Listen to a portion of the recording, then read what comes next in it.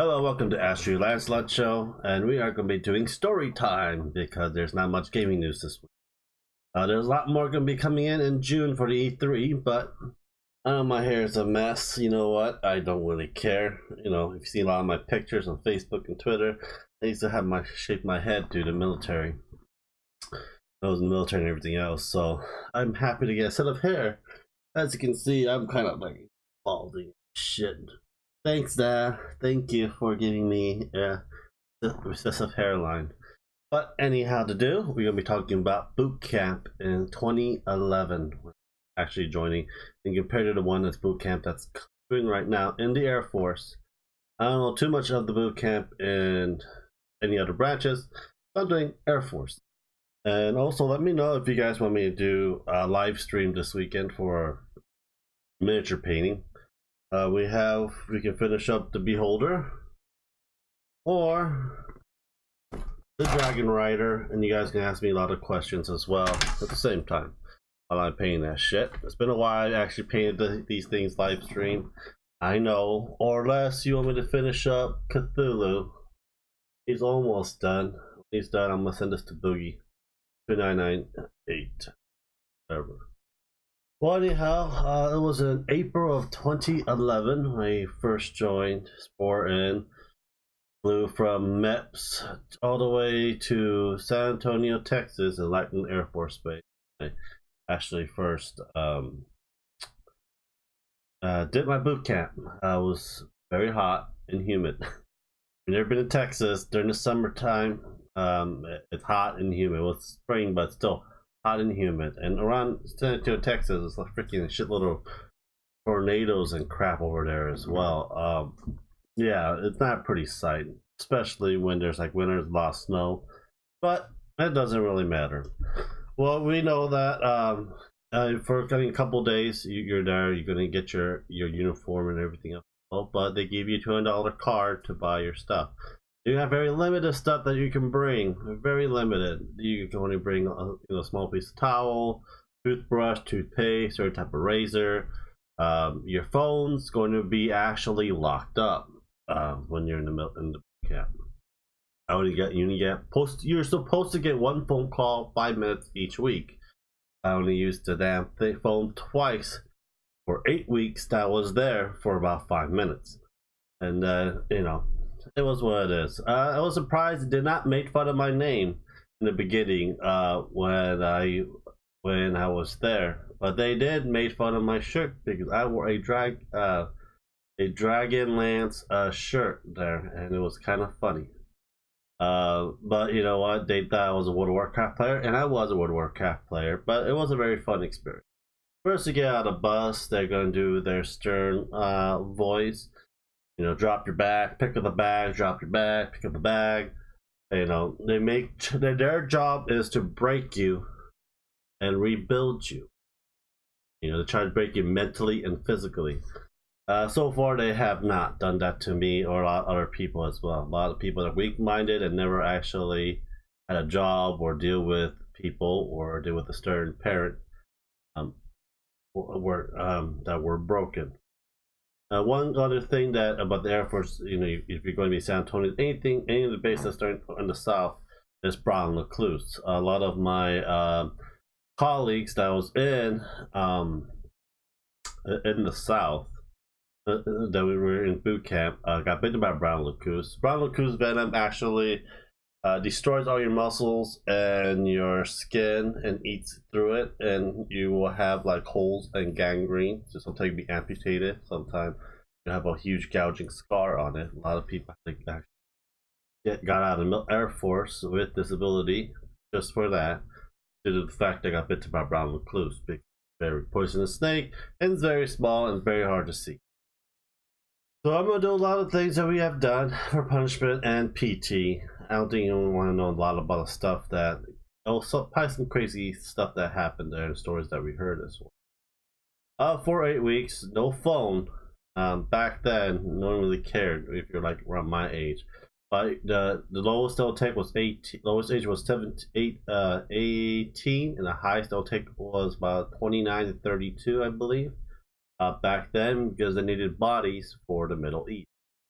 and Air Force, we actually do at least 1 to 2 tours in the Middle East, and we'll do 1 or 2 tours in South Korea. If you guys don't know about it, I can talk more about it in the comments. Just let me know down the bottom. I went to the Middle East for 1 tour. That was a very quick tour. Basically, I was just with my plane going back and forth, dropping off supplies. So yeah. So if you guys want to know what my contribution was, and that was pretty much it. I was a temporary flying crew chief because we were out of a lot of them due to the fact that a lot of the higher ups were actually retiring and gone, and they're basically got a lot of these senior airmen boosting up to staff sergeants. And for us, I still became a senior airman by that time. I didn't become a staff sergeant until I got out of the military with a medical discharge, and I got my retirement pay. That's how I became a staff sergeant. Not passed any tests or anything else. I failed 2 tests of it. I got out. I got retired as staff sergeant. That's what they usually do. But yeah, DFAC food. You get at least 3 meals a day, and you have about at least 5 minutes or less to eat it. So you have to actually learn how to eat very fast. Are you eating very fast? If you're out of place, you get dessert. You get chewed out. Fun of you, and basically it puts you in the middle of a room called Snake Pit. There's other staff sergeant and tech sergeant questioning you about, who is the person that's in chain of command. That is one thing you have to memorize, is your chain of command of that year. Due to the fact that, they want you to learn, when you have trouble and you talk to someone, you move up the chain, you talk to your boss, their boss, then their boss, then their boss. The highest one will be the president. But that's never going to be the case that you're ever going to talk to the president, unless you did something very awesome. Very rarely, no. I met Barack Obama once in Dover Air Force Base when he was doing a switch, doing a speech. I actually was one of the security guards and around our hangar, and M16 helmet, bodyguard, body armor outside as well. So basically, it's an 8-week course. Usually the first 3 to 4 weeks, just get you acclimated, within those 8 weeks, you get your 3 haircuts. There are different type of styles for it. You do get conditioning done, your endurance, and also every morning you do PT for about an hour and a half, and freezing freaking cold in the blackest night, barely see yourself. But their goal is you do about, I believe it was like 40 to 50 push-ups in a minute, and about 40 to 50 sit-ups in a minute. You're supposed to run 1.5 miles within 11 minutes, depending on your age as well. If my age back then was I think it was like 13 minutes for like 1.5 miles, but I usually run every 1.5 miles back then. About it was like 9 hours, I believe, 9 to 10 hours. Now I can't run a mile to my foot. I can't run anymore. That sucks. So that was basically it. And you do pull ups, just for for the shits and giggles.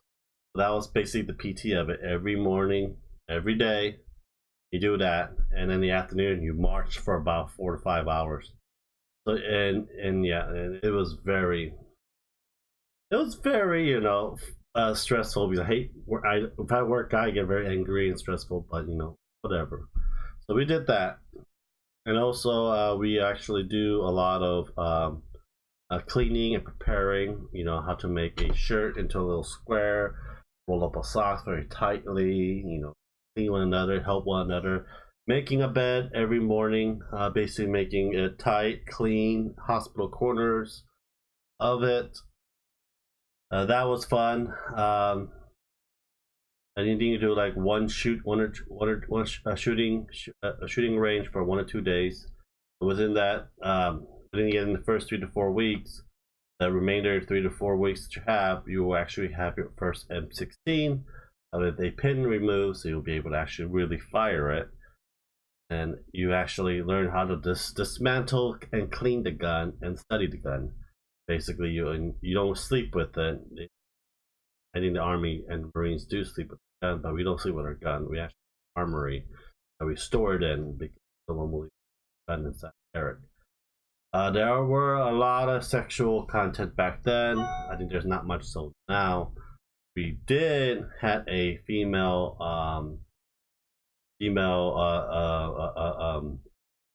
recruits. Basically, there's male and there's female. There were no co-eds or anything else. Within those 8 weeks, we were all horny pieces of shit. And there were times when one of our guys, one of the females, go to the laundromat. We're supposed to clean our laundry and sex with it. You know, young kids that cannot get their dicks controlled, do things, making nasties and shit. But yeah, and then we get in trouble for it.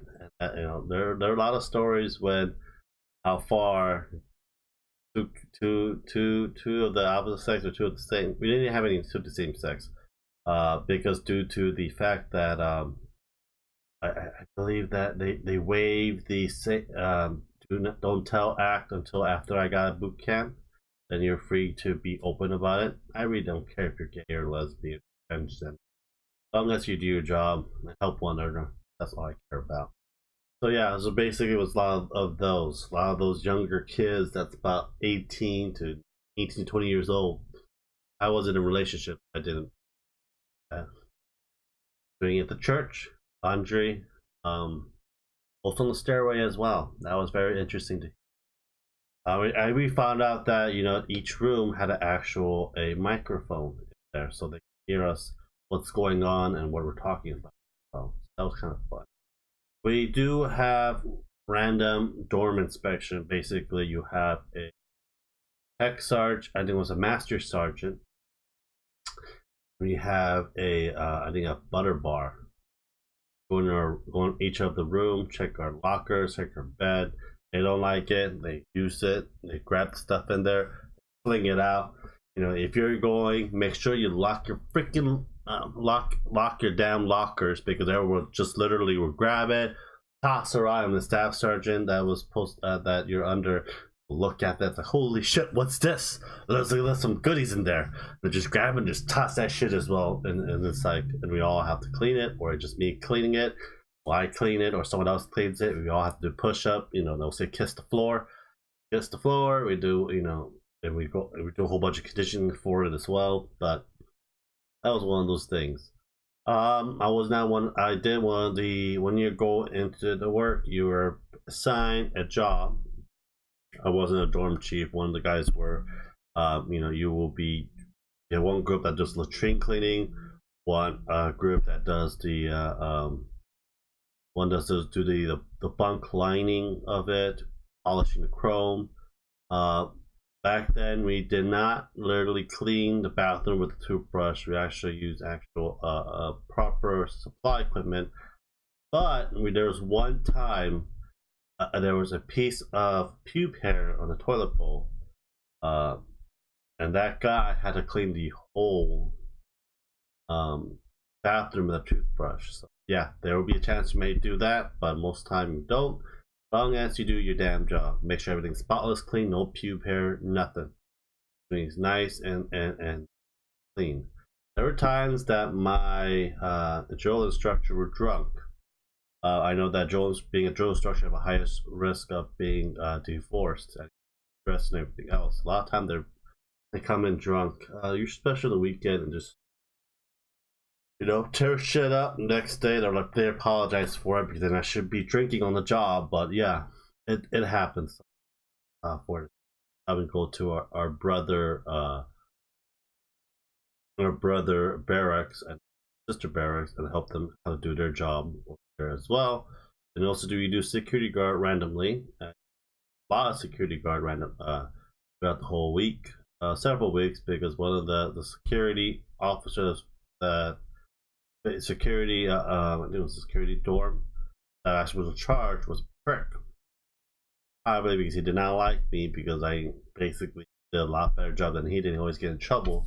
Always every freaking 2 or 3 times a freaking week in the middle of the night, I had to freaking guard a damn the barracks within 2 to 3 hours, and that shit was very stressful indeed. Other than that, we did Beast for about a week or two, I believe. They put you in the middle of the desert to stimulate what the Middle East is like. We actually were in sand eating MREs for 2 meals a day to have an actual proper meal at night at DFAC in that area. They're same thing, PT in the morning, eating sand at night, during the day and night. Cool thing about that place is that got really bad sunburn, and that is just basically basically, you know, we were having tireless nights and killing scorpions that glows in the dark that comes out of the ground. And you're like dead tired with a butt of a rifle beating the shit out of it. We do not want to get stung by it, so we beat the shit with the butt of our M16 rifle around our area. This is freaking middle of the desert. Got bit by a snake there. I was fine at the hospital. I venom. I got sick there as well as for a couple of days with a bad cold. But yeah, it was very intense. I know that at this time this year, I know they moved a lot for this especially for this boot camp in Air Force. They let you use your phone now. I don't know why. And they give you the more of a free will at this boot camp nowadays due to the fact there's a lot more suicide rate for recruits. I believe that, you know, if they can't handle it, they can't handle it. Because in go to war and you actually do your job, and you know, oh my God, you survived. Well, here you can go home and basically rest. No, that doesn't really work in the real world. So I think a lot of times when the kids think they're actually what you call that, you know, think that they can do anything and they deserve everything. They really don't. You're there to fight a war. You're there to kill a person. No one understands that if you join the military, you're trained to literally kill a person, take someone's life. Okay, the job that you're supposed to be doing, that's your secondary. I was trained as a heavy crew chief, working on heavy aircraft. I did engines, I did refueling, I even moved seals, input seals, tire changing, all that shit.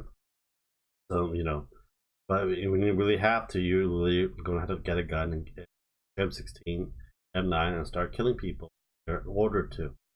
There are ways that, you know, you don't have to follow the order if it's unlawful. Only way you can deny the order of anyone that's higher up. Other than that, boot camp was an interesting experience. Did not smoke for 8 weeks, but when I got out of boot camp and go to tech school, and I forgot the name of the Shepherd Air Force Base. It was I believe it was north or south of Texas, and I basically started smoking right after, and that's tech school is actually more fun. It feels like more of a college dorm experience than ever. That's another question. If you guys want me to do tech school, let me know. But yeah, not too many people actually graduated. 2011 because a lot of them got bit by brown recluse or got kicked in the face for doing something stupid. One guy got a M16 and pointed at us. He didn't mean to, did not know. Got kicked in the face, got brain damage, and got out of the Air Force 100%. So yeah, be careful if you're going to be using shooting. If you're holding an actual weapon, do not point at anyone. They do not care. They will kick you in the face. If you die, you die. Your family will get $250,000. They can't release. You write it because you sign up for a contract. Essentially, Uncle Sam still owns my ass right now. The war really did hit. I might end up going back again. Actually, forced me to go back, but I'm probably gonna do paper job. But other than that, it was fun. The worst 8 weeks of my life ruined one of my relationships back then. If you're gonna be in a relationship, be careful. After you get a boot camp, you might end up breaking up with that person, especially if you're young as well.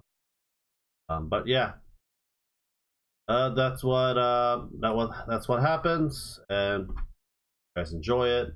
Someone asked me about boot camp. If you have any question about boot camp, put down in the comments below. I answer it best of my ability. I do not know what the boot camp is now. I can go and research it, what it's like. Other than that, if you guys enjoy it, subscribe, hit the like button, and I'll talk to you guys later. Bye.